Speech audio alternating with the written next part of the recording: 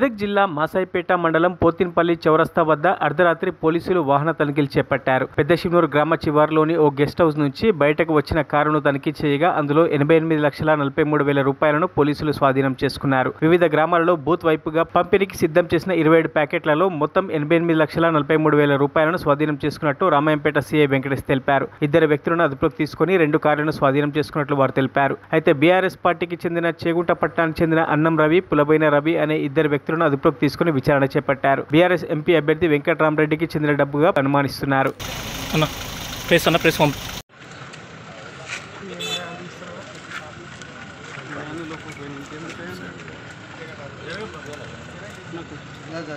Photo clip అని sir మీరే అడ్డం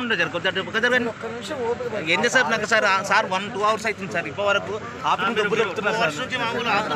ఎందుకంటే అసలు మీరు అడ్డం జరగానా?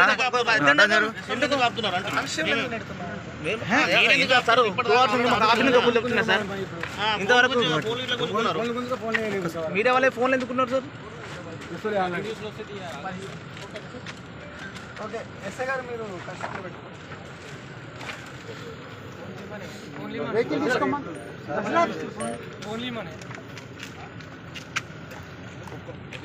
తీసుకో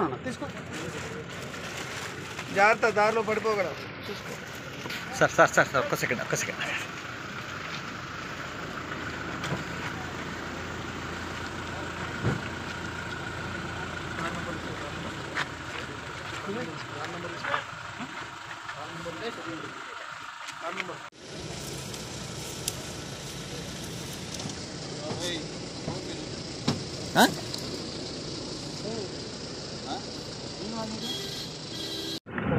అనే స్విఫ్ట్ డిజైర్ కార్లో తనిఖీ చేయగా దాంట్లో 27 చిన్న స్మాల్ ప్యాకెట్స్ ఉన్నాయి.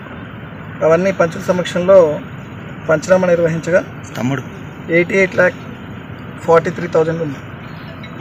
ఏ పార్టీ ఎక్కడికి తరలిస్తున్నారు అవన్నీ మేము చెప్తాం. ఇన్వెస్టిగేషన్ వాళ్ళని తీసుకెళ్ళిన తర్వాత మాట్లాడి అవన్నీ ఫర్దర్ వాళ్ళతో మాట్లాడిన తర్వాత క్లారిటీ తీసుకున్నారు. ప్రస్తుతానికి 2 ఉన్నారు, వాళ్ళతో మాట్లాడాలి.